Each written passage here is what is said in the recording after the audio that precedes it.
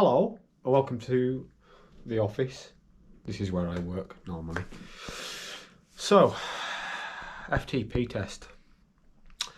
If you're into cycling, if you're into Zwift, you probably know what this is already, but I will give it a quick description for you. FTP stands for Functional Threshold Power. Basically, it is, for us geeks, when it comes to a bit of data, a measure of your ability on a bike, how much power you can put out. So what Zwift does is, what I will be doing, I should say, is there's two FTP tests. There's a short one and a long one. I only ever do the long one. It's an hour long test with a ramp in it. So it's basically a long warm up and then an all out attack for 20 minutes. And it gives you a number at the end, which is equivalent to power to weight. So my issue with it, despite being a lover of numbers and a geek for data, it's skewed because it suits, in my view, you might disagree, it suits people who are good on the flat. I'll give you the perfect example because I've been there and I've done this.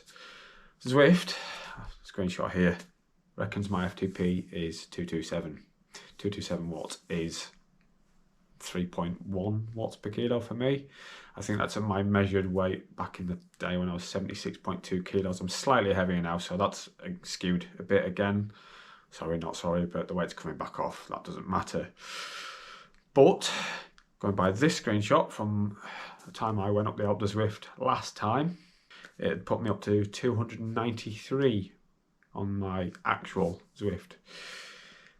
And again, the big issue with that is the fact that this screenshot shows that I did the Alpe Zwift in 48.55. That's with a 30-second Bluetooth dropout, with an average wattage for 48 minutes at 309 watts, which is 4 watts per kilo, not 3.1. That's a vast difference. But at the end of the day, it doesn't really matter that much. Why?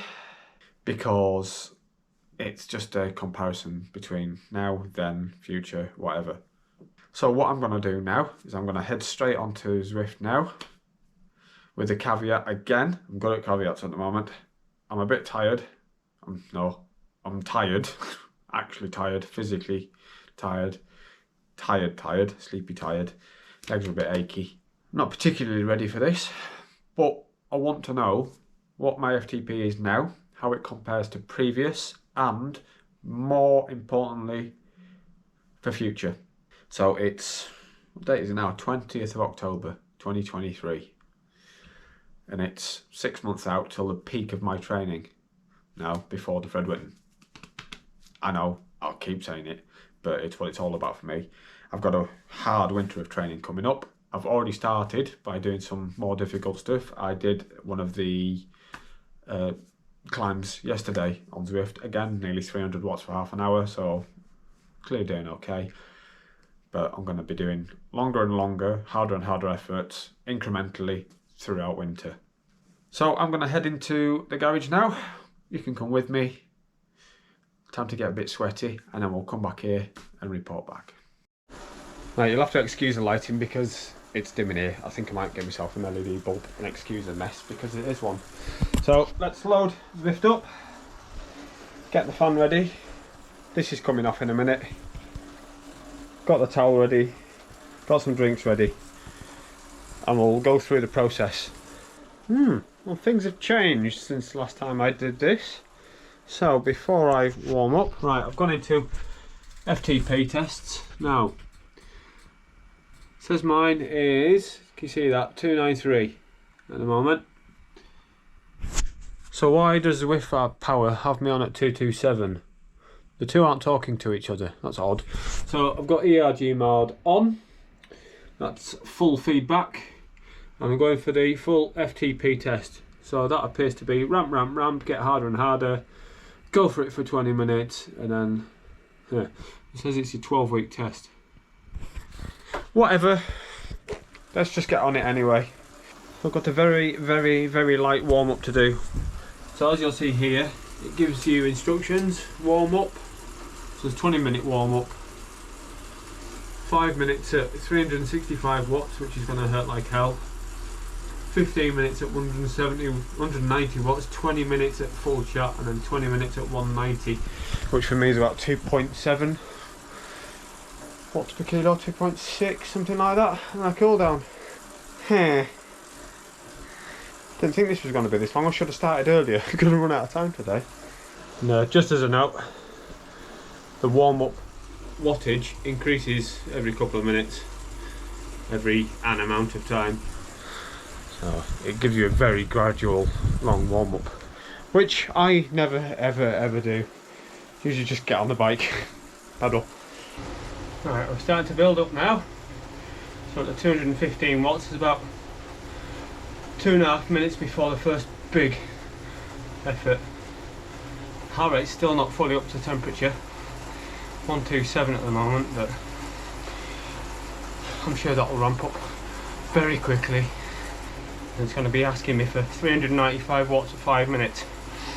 I don't know if I can do that.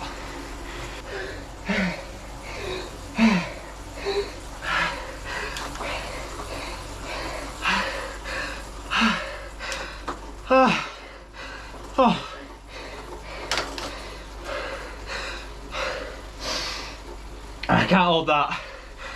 Wow. That was probably average 340.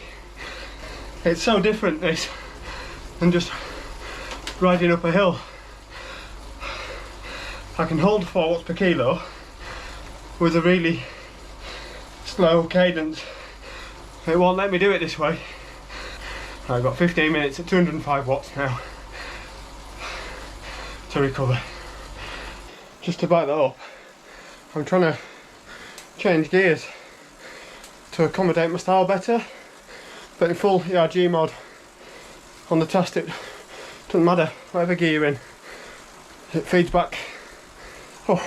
So we've settled back in now. There's 2 minutes to go to the actual 20-minute test itself. I was going to aim for a number, but my head says 300, but I'm not sure, I don't think I can do that. So it's going to be let's just wait and see.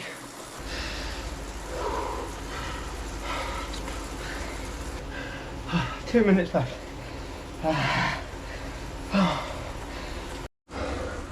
Oh, just missed that. 257 apparently my FTP, which is why I think it's skewed. Right, yesterday, like I say, I averaged 295 watts for half an hour, and that was fine. But I've only managed 270 there for 20 minutes because of resistance and stuff like that. And I think it's, especially for Zwift, I don't know if you've experienced this too, but it's geared towards flat riders, of which I am not. So I've still got 28 minutes left on here, cool down, and I'll see you back in the office. Oh, right, so shakedown from that. Yeah, I never know what to make of these. I don't know if you can help, or if you've got any opinion on the matter. So obviously, yeah, that said my FTP was 257, yet yesterday I could hold 295 watts for half an hour. I know one thing is that the FTP is a 95% of that output that I did, so 270, 271 for that 20 minutes, but yeah, is it because I ride hills better? I always prefer the hills on Zwift because I like to ride with feedback instead of providing everything. I need to, yeah, resist. It's the same as hill climbing. Are you the same? I don't know.